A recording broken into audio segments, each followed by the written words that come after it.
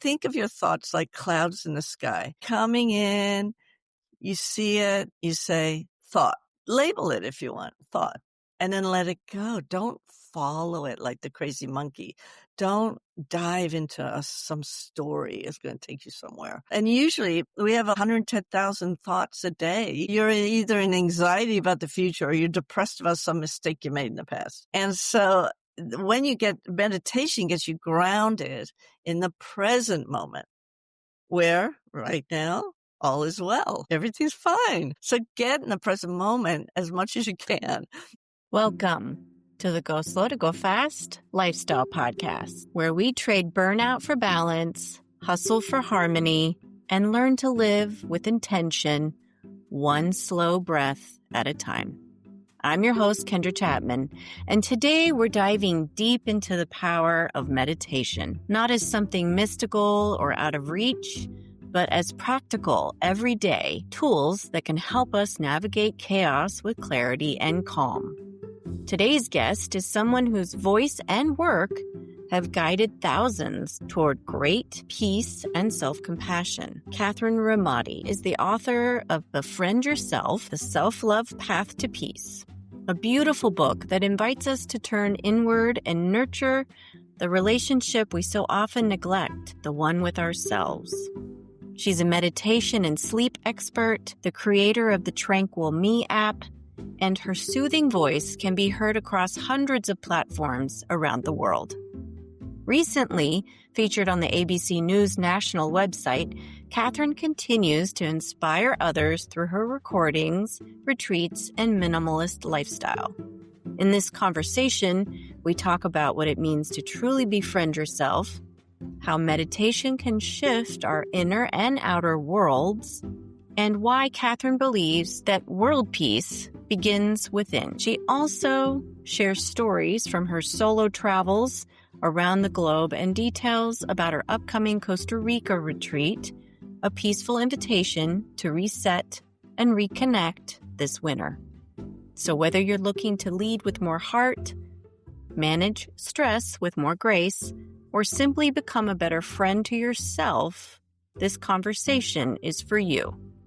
Let's slow down, breathe deeply, and welcome Kathryn Ramati to the podcast. How do you go slow to go fast? Well, I love my mantras in the morning. I'll do a mantra. Usually I like the one to Lakshmi, the abundance meditation. You just 108 times you get these mala beads. I have them right here. Mala beads are right here. And you just count the beads and you say, Nikki, you do 100. It takes about 8 minutes. 8 minutes to go around the mala. So I love that because that gets me centered. It raises my vibration. No matter what was on my mind and all my worries, honestly, I'm ready to tackle the day after that. But then around 3:00, where we all have that dip in energy and everyone grabs an extra coffee and adrenaline and pushes through. That is so bad for you. So that's when I suggest, I even have a track called Power Nap. And that is what I always suggest people to sit down for like 10 minutes and do a meditation at 3:00 and you will recharge your battery. It's like unplugging your computer for a while at 3:00 and then you have this natural energy to keep going. You don't need to chug another coffee and more sugar. It's just going to crash later. It's not good. So 3:00 is a great time. And then I do my body scan when I go to bed. Really, it's not a lot. And but sometimes I'll have other things on my mind or goals. And if I do have time, of course, I'm going to meditate. But I try to be mindful. When I eat lunch, I try and be more mindful of what I'm eating, try to engage my senses while I'm driving. Just these little mindful moments add up to a beautiful, mindful day. And then you have a peaceful life. So when you wake up, rather than having a to-do list, I tell my students, what's your to-be list today? How do you want to be today? And think, journal, write down, I want to be today productive, but peaceful. I want to be helpful, but I also want to have boundaries, and I want to be this, I want to be that. Let's go back to the beginning. How did you learn about meditation? Yeah, a lot of people just assume that I'm most women my age have corporate burnout, and that's how they discover these modalities. But actually, I learned to meditate when I was 16 years old. I was a very depressed teenager living in Australia. I moved to Australia when I was 12 with a traumatic childhood and a not so nice stepfather. And I was pretty depressed. So here I was sitting on the curb one night taking the trash out. And no, I was skipping school. I was getting high. I was hanging out with the wrong kids. I hated high school. I was actually on the probation list, about to get kicked out of school at age 16. No one at home ever said, do you have homework? No one cared about what I did or where I was. And I was, not a happy chappy. And I found this, we used to stack the newspapers out on the street curb, and this hit my ankle, and it was on the front page of one of the sections about an introductory lecture about mind development. And I'd always been interested in life after life and spiritual things. Always was very a spiritual seeker, even at 13, I was reading these silly books. And I don't even know how I found these books, but there were spiritual bookstores around even back in the 70s, but they were hard to find. And I found them. Anyway, so I somehow begged my parents, and I got to go to this lecture, and I did this 2-week course in a hotel conference room. I was the youngest person there. And it was basically 2 weeks of your eyes closed, learning all these mental mind development techniques, a lot of meditation. And it was great. And it taught me how to access my memory banks, how to remember things, how to set goals and achieve them, and visualization and self-love as well. I felt I accessed the self-love I really didn't think that I had any love in my life, and I was able to access inner peace myself. And so my life changed.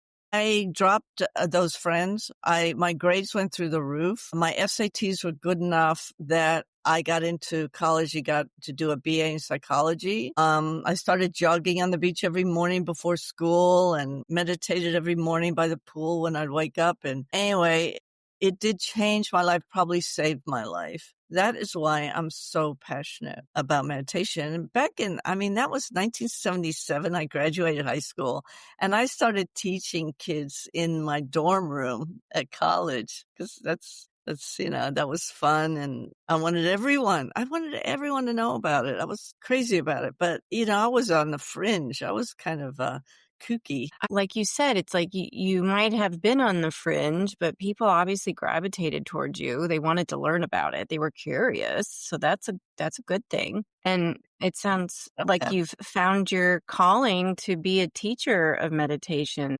I think that's just it's intriguing that you took. It was word of mouth. Back then, you wouldn't do that. And I didn't make any money from it, I never asked for money. It was just my friends would say, have a big test, I'm freaking out. And I say, come here, we'll do a meditation, I'll guide you, I'll show you how to visualize a good end result, make you feel better. That's all I did. And then when I got out of college, it was always there for me, but there was no career path. I went into sales because I was sick of before, a broke student. So I went into sales. I ended up working in television, sales and sponsorships on TV.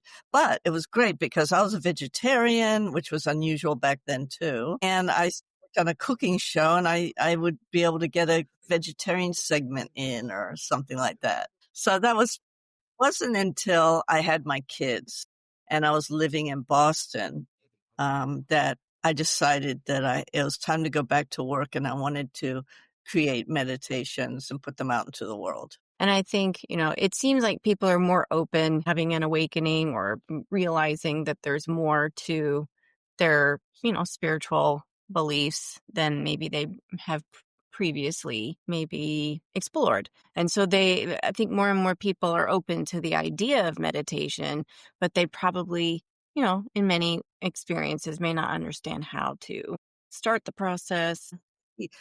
I have my own meditation app I created about 10 years ago. And I just have it right here to show you, because I had CDs to start with, and then there's no CD players anymore. So I have it. Here it is. Tranquil Me. Nice. But there are millions of these apps now. Yeah. So it's that easy. Everything's on the phone. Teenagers these days, there's just so much support Mhm. right on your phone. It's pretty amazing. And it's a miracle of technology that we can reach people all over the world and they can access inner peace through their phone even. I mean, Yeah. if someone told me in college that I would have my meditations on this, then the whole world I could put them to sleep, I would have thought it was a miracle. Like, what are you talking No. about? I know. I mean, 20 years ago, who knew, let alone, 40 years ago. So that's amazing that we have come pretty far.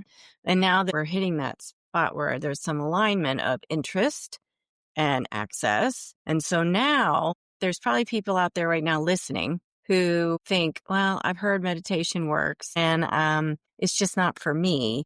And I know you've heard that before too. What Mm. would be your advice? What would be your suggestion? How would you invite them to try again? Well, I would invite them to look at the list of benefits and how it actually will grow your telomeres. So you have more life to live. You will live longer if you do it. Your brain will help fend off the dementia and all the other brain problems that are in the future. And it is really got so many benefits. That's the first thing I would do is Google the benefits of meditation, go deep dive there. And then secondly, I would say that anybody can meditate, especially these days, because I would suggest a guided meditation because someone like me will guide you through the process. And it is not shutting down your brain. You can't do that. It's not shutting off your thoughts. Everyone's like, oh, I can't meditate. I can't just clear my thoughts. I can't. There's no way. I even lie in bed and the whole day's flashing before my eyes. Well, that's what the mind does. It's just like the tummy will digest food for you, the lungs will breathe, and the mind will think. So you don't want Hmm. it on your mind, but you can learn to detach from that mental chatter, which they call the monkey mind. Because you think about it now, you're looking at me and you're going, oh, yeah, I used to have a striped shirt like that. But then I get to my sister and I wonder if she's coming Thanksgiving or not. Oh, what turkey am I going to make? And I'm going to get the next thing you know, within 2 seconds, your brain has gone from my striped shirt to sitting in the dentist chair. Who knows where you went? And Hmm. that's where you change. Your brain goes from branch of thought to branch of thought. It's always making these connections. It's constant. That's what it does. It doesn't mean anything. It doesn't mean it's not that important, right? I always tell people, don't believe everything you think. Okay, don't take everything so seriously. And that's why I have this retreat called Lighten Up Retreat. You want to lighten up on yourself and lighten up on your mind and what your expectations are and judging. And so what you do is you learn to calm that monkey mind by ignoring it for a while. That's what meditation is. It's like you bring something to the forefront of your awareness, whether it's a mantra, some Sanskrit words you could say over and over, something your brain cannot attach to.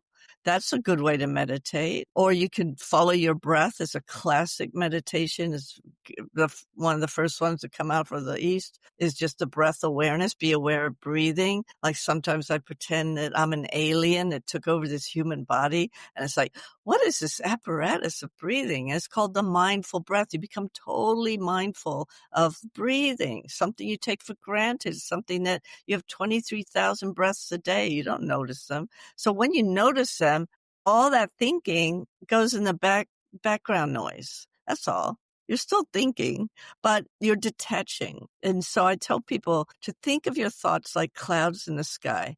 They coming in, you see it, you say thought. Label it if you want, thought, and then let it go. Don't follow it like the crazy monkey.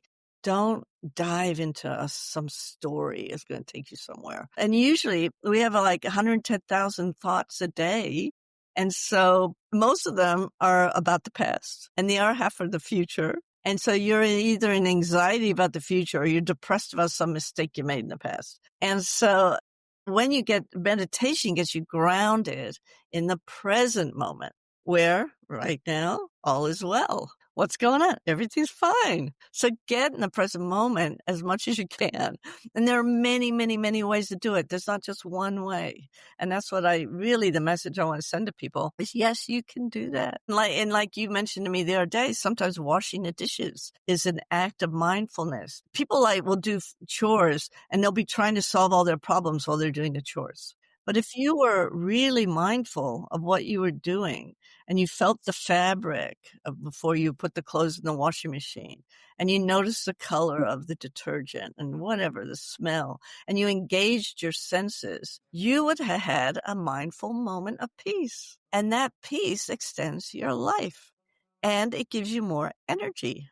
And it's like what you say. It's like, go fast to slow down, or you know what I mean? And it's like that. It's like, just notice and don't be, because we have that, oh my goodness, ADHD. Everybody has it now from all the digital click, click, click, click, click, now, now, now, now, now. And we multitask.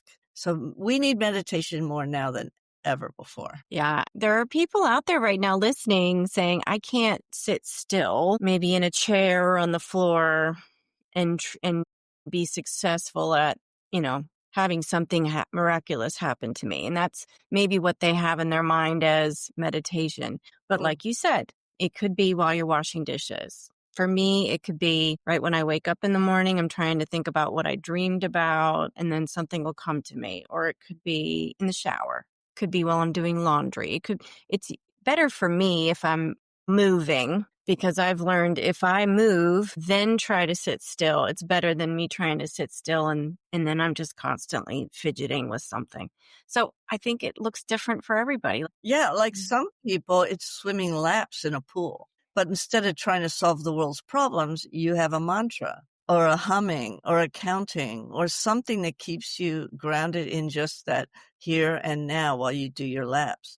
People jogging will listen to binaural beat music or affirmations while they're jogging or something. There's so many things you can do. And that's one of the myths and misconceptions of meditation, is that it is going to do something miraculous. And you have to sit down and you have to wear robes and beads and you have to burn incense and have chanting gong music in the background. And that's not it. I mean, that's one way to really indulge in the peacefulness.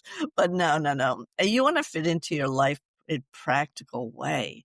And there are so many methods that you can do this in a practical way. Talked about if you've ever had any kind of conversation with people who might find it not in alignment with their beliefs, right? I think that a lot of people think they have to believe in something, or they think it's a religion. And even Buddha said Buddhism is not a religion, it's a practice. And I think reading scripture that's inspirational in the mornings and feeds your soul is wonderful. And that is definitely a type of meditation, because also they're not thinking about the past or the future. They're just focused on one thing, and it's inspirational, it's positive, and it really helps them mentally and physically. It is not a religion. It is not a cult. And one of the things that I agree with is it's more like listening to God, being open to listen, to receive, to hear your intuition, you might call it as well. So you can access that, almost like being a vessel for information, being open to the information. And it could be God is your source. That's true. And then prayer is visualizing or talking to God, and meditating is listening. And of course the two blend, because if you're going to visualize something in meditation and you want to manifest a positive result, you're asking for a higher source to help you, and you're using your powers of your mind, which are God-given. So it's all good. It's not a religion. Anyone can do it. It doesn't matter what you believe in. It really does. Yeah. I think both can be true. They can both coexist. It's just, it just depends on what you want to spend your time doing. If you want to do one versus the other, or both, or try again. That's the other myth, is people think you have to do it all day. Honestly, I tell people, do 2 minutes in the morning and 2 minutes in the afternoon. Just start with that. Everyone has minutes, and you'll feel the difference. You will. And then you'll extend it to 10 minutes. And it's 10 minutes in the morning, 10 minutes at night. Now, yoga was invented in India as a precursor to meditating. It was so they could sit for long periods of meditation. That's why they invented yoga. They wanted to stretch their organs and all these parts of their body so they could sit still forever. But that was the origin of it. And I would suggest to you, go for a jog, move your body so you're not restless. But don't have to do hours and hours of it. I mean, it's very effective, even 2 minutes. Yeah, I would say, and it's a practice that I probably do more at times in my life and do less in other times. And I think it's like riding a bike. It always comes back. So if you haven't meditated in a while, it doesn't mean you can't pick it back up again. Oh, gosh, no. Every day is different. And there's no goal. You're not doing it to become realized and enlightened. I mean, that's just silly. I mean, it might happen, who knows, but that's not why you do it. You don't do it for any goal. You do it because it feels good, and you are actually making the world a better place, because when you become peaceful, you are able to then spread peace wherever you go. And I think that's why I teach meditation, is you spread peace one peaceful person at a time. We're going to have a peaceful world. It's like Dalai Lama said, if everybody could teach children to meditate and teach about compassion for themselves and others, what kind of world would be? No war in the future, So this is my mission. I think there is quite a bit of research out there about when people come together in prayer or meditation, the crime rates go down in certain areas where they come together physically, or when they're putting their intention into a certain part of the world. You do see the alignment, and you can find metrics on that in research. So it makes sense. In the book, the last chapter of my book is about a lot of, some people listening to this podcast or watching on YouTube might need to know a little bit more of the facts. And that is a helpful chapter for them to explore, because it's not just to feel good, it's to do good in the world. And so if you feel like you don't have the budget to donate to a charity, or you don't have time to volunteer, meditating a couple of minutes a day is going to help you and those around you. Yeah, you feel like you're not hopeless. You're not helpless. You are empowered by being peaceful. That it gives you hope for the world. It gives you hope that you can spread peace in some way. So I have a lot of different guided meditations to get people to that place. And like you said, every meditation you do is totally different. So you don't beat yourself up if one day you sat there for 10 minutes and it was just all about yesterday in your brain, or you say you fell asleep, or you don't beat yourself up. I mean, even the Dalai Lama says some days are harder than other days but it's really a matter of learning to relax yourself as well, to manage your stress, because you cannot avoid stress. People think if I'm a meditation teacher that I should never get stressed. Hello, shit happens. Things happen to people. I'm a human being. I'm going to get a phone call. It's bad news. I'm going to get this. My car's going to break down or whatever. And it's just a matter of being responsive instead of a knee-jerk reaction that maybe you used to have. You start to get a little more control or manage over your reactions and being more responsible. The Dalai Lama says some days, he might have to go back to the breath 100 times because his mind, he's a busy guy too. So it's no goal of clearing your mind and one day you'll do it, one day you won't. It's really not like that. It's more of building a relationship with yourself, because you get to look at these thoughts and you're like, why am I still thinking about him? What a waste of time. I gotta fix this. Or that person at work, or, what that family member said at a dinner a couple of years ago. It's like there's always going to be something that we have to wrestle with. But if we can set that aside and just be still. Yeah, recognize it for what it is, to say, I don't need that anymore in my life. And I'm going to refocus, forget that. And so it's a matter of, it's just self-awareness. Yeah, something came to mind when you were sharing about, it doesn't have to look like this, or you shouldn't have to feel guilty if something doesn't happen every time you meditate, because my parents listen to this podcast and sometimes they'll watch on YouTube. But when we first started probably meditating, like my parents and I, and we kind of get more spiritual when something tragic happens in your life. We did lose a family member in the 9/11 plane crashes, the World Trade Center. My cousin died, and he was my aunt's only child. And so we were always kind of like looking for ways to connect and ways to kind of be peaceful. And so it's probably been that's been a while. And it's probably been at least 20 years since we started meditating. But I think there was a time where my mom thought, I think she kind of felt competitive. Like, why am I not seeing what you guys are seeing? Like when we would all kind of share what we would see after meditating, and that we all had different experiences. But, Yeah, I think I don't know what she sees now when she meditates. We really haven't talked about that, and I'm sure we will after this conversation. But, you can't beat yourself up about it. You have to just think my experience is different than everybody else's, and I have my own path to follow. it's not a competition Mhm. at all, and there's no right or wrong way. So Mm-mm. that's why when people say, "Oh, I can't meditate," it's like, "Oh, you probably can. You just have to find the right way for you." And people have like this idea of what it looks like, and it doesn't have to be fancy. You Yeah. don't have to have the incense and the music and everything, but yeah, see I what lights you up. I want it to be like brushing your teeth in the morning. It's like should be a part of your routine. You take your vitamins, you do your little 10-minute chanting or whatever you wanna do, just whatever calms your brain and all that. But there was also a doctor called Dr. Herbert Benson back in the '30s who got sick of writing prescriptions for Valium, and he said to people, Hmm. "You can do" 'cause it's just a muscle relaxant. He said, "You could do this yourself, you guys." So he wrote a book called The Relaxation Response. And it is what we call in the meditation world the body scan. And it's the best way to end your day when you're lying in bed at night and you're really tired. You know you're tired, but for some reason you're just not going to go to sleep.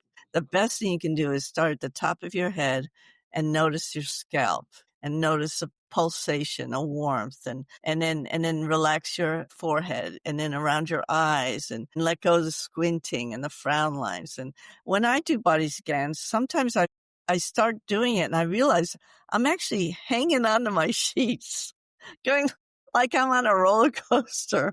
And so when you scan down to all your muscles and try and bring your shoulders away from your ears and just relax your body, you learn to do a body scan, you're asleep before you get to your toes because that's what your mind is hoping for. It's like, can we just stop? And so we can go to sleep. Can we just stop, please? So you take care of your body, you relax it, and then you're out. So I always recommend that. I used to be a sleep health educator for Kaiser teaching sleep classes. And honestly, my sleep meditation cured all those insomniacs pretty darn quick. That's a great idea, a body scan. And I've heard that before, in different sleep or, meditative recordings that I've listened to. But, it's nice to know the history behind it, that it was because a doctor saw too many people asking for Valium. Wow. Okay. Yeah. A body scan in the evening before you go to bed, In but bed, lying in in bed. bed. Okay. Yeah, under the covers, ready to drop to sleep. Okay. Good way to quiet the mind and then give your body attention. Yeah. I like that. So let's say there's somebody listening to this who's never tried meditation before ever. How would you suggest that they start their first session? Well, I think they should get my app, of course, Tranquil Me, and just choose one of the meditations and listen to their intuition, see which one they're guided to. They might want, I have it in alphabetical order, so they might want one for abundance. They might want a self-love meditation. Maybe they're drawn to that. And then there's the breath, the classic breath. And then there's tuning up your chakras and your energy body. There's this other one, where you feel self-love for other people. You do the classic metta, which is it's a compassionate Buddhist meditation called loving kindness. That's a really great one to spread love through the world. That's like praying for peace and love, That's a lovely one. And then, of course, there's the one for people in insomniacs, the deep sleep. There's healthy weight and healthy affirmations for healthy weight. There's self-forgiveness. There's increase your intuition. There's so many great meditations that anyone can do. So I would just say get a guided meditation either on my app, or I'm also on Insight Timer, which has been New York Times called the #1 best meditation app in the world. 30 million people have Insight Timer. So I'm on that doing live classes every day. But there's a great community on there you can join and just try it out. So many meditations on there. Try them out. Find a voice that you like. And it's that easy. You don't even have to do it yourself. Someone else is going to guide you to that inner peace. And there are many paths up the mountain, but they all lead to the same place of peace. Yeah, that is so true. And I'm downloading it now. I don't believe, being in education for the last 30 years, teachers would hear about one app, predominantly, but it's good to know that this is a free app, Insight Timer. You can download it now and you can look for Kathryn. Yeah, look for And me. her meditations. You follow me. I have all my tracks. I have courses. I have a sleep course and a self course that you could take. Now, it is $60 a year if you do want the premium version, and that's not very much, $60 a year. And you can play my tracks on repeat while you're asleep. I have affirmation tracks just because we want to reprogram a lot of the negative thinking that causes the bad health habits in our life. Like, it really helps people lose weight. It helps people get over their blocks around money. I have tracks for all that as well. Yeah, I think it's amazing all the things that you list that you support, like negative self-talk and the way we think about our body image and the way we think about our wealth and, all the things that we're thinking about, probably relationships. So yeah, it's well, your interesting. relationship with yourself is the first, foremost, most important one. Even Buddha said, no one deserves your loving kindness. No one in the whole universe deserves it more than you. You need your love. You give it away so freely to everybody. Give, give, give, give, give. And what's left for you? So you need to fill your cup of self-love so it overflows to everyone in your life who depend on you. Those people want you to be healthy and happy. So when I say self-love, a lot of people think it's selfish, narcissistic. Oh, I'm not allowed to love myself. I'm not allowed to be proud of myself. And it's silly because you're depleting yourself. You need to be fulfilled in life to help others. Right. And I think the secret to life is to love and be love. And it's a lifelong journey. I mean, reading my book, Befriend Yourself, it's all about self-love, meditation, and world peace. This is what the book's about. And I wrote it for beginners because I taught those health education classes, and I found out even if people who are suffering from obesity or anxiety or emotional unwellness, insomnia, they all had the basic lack of self-love. Because when you love something, you take care of it. So this is a really basic for anyone who's interested in meditation, or maybe you are really into all this, but your husband isn't, or your friends aren't. And it's like, give this to them. This is a great introductory book for people who haven't meditated before. It explains a lot. So you have your app with all kinds of meditations, and then you have your presence is on other apps. You also have a book. What other projects are you working on right now? Well, I'm working on my retreat, which is right after Christmas. It's a perfect timing, 28th of December to January 4th. We're going to Costa Rica to a beautiful resort that is purpose-built for retreats. And we're going to do art every day.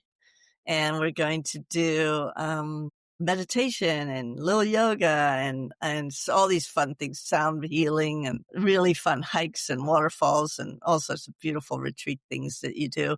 And it's vegan meals all day, gourmet vegan meals in this beautiful dining room 3 times a day. It's going to be fantastic. So we're doing that over New Year's. We try to do one a year at least. And then after the retreat, I'm working on a documentary about meditation at the. Okay, that's amazing. Sometimes it's the simplest things that are so hard to work into your life and be consistent with. So take a mindful minute, do a little work in the morning, little work around 3, Yeah. and do the scanning at And night. you could do it in your car. I do Mhm. it in my car. I'll take a nap in my car. I'll just do the light, pull over and close and shut down for a couple minutes. Mhm. And the thing that keeps you going is that it feels so good. Once you try it, people love it. They're like, man, I feel so good. They want to do it again. It's not a chore. Right. Right. And that is, I think we have to lean into that a little bit. Be aware of how you feel once you try it and try it again and give yourself grace and do it for a minute the first time. Try to do it for a minute and a half the next time. Yeah, you could. Well, this is what Inside Timer originally was. It was just a timer. It was just a timer. You could pick a little Tibetan bowl like this, or you could pick a sound crystal bowl, and you pick the sound that's going to go off in 2 minutes, or you do 10 minutes or 30 seconds. You set the timer. That's what it used to be. But then these brothers bought it from the original guy who made the timer, and they expanded it and turned it into the best one in the world. So that means there's plenty out there. There should be something for everybody. Yeah, look, it's a simple practice and it's good for you. I mean, people are really waking up to what's healthy. They Mhm. and there's biohacking and longevity studies, and everybody wants to live longer. So the meditation is numero uno for Yeah. that. I mean, it does take work. You do have to set the time aside for it. But like you said, it doesn't have to be hours. It can be minutes.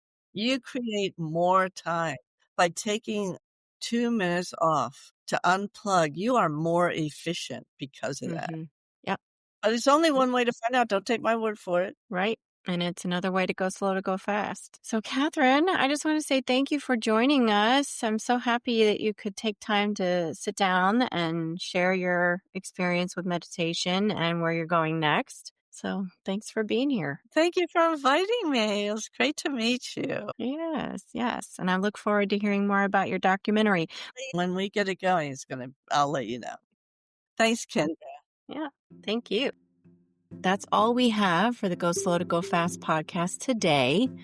What a beautiful, grounding conversation with Kathryn Ramati. A true reminder that peace isn't something we find outside of ourselves. It's something that we cultivate within. And if you'd like to learn more about Kathryn's work, her book, Befriend Yourself, The Self-Love Path to Peace, or her upcoming Costa Rica retreat, you can visit lightenupreretreat.com for more information. You can also explore her Tranquil Me app for guided meditations and sleep support. Her voice alone is a soothing balm for the soul. As always, thank you for listening to the Go Slow to Go Fast podcast. If this episode resonated with you, I hope that you'll consider sharing it with a friend or two who need a little reminder that it's okay to take a moment and pause and breathe deeply and even try some meditation. So if you could ask them to follow the show or take a moment to follow, share, and leave a review, it really helps us get the show to more people who need it. Until next time, take a deep breath, go slow, and trust that peace begins with you. And as always, the light in me honors the light in you. And as you head into the rest of your week, let your light shine through. Go slow to go fast, and thanks for listening.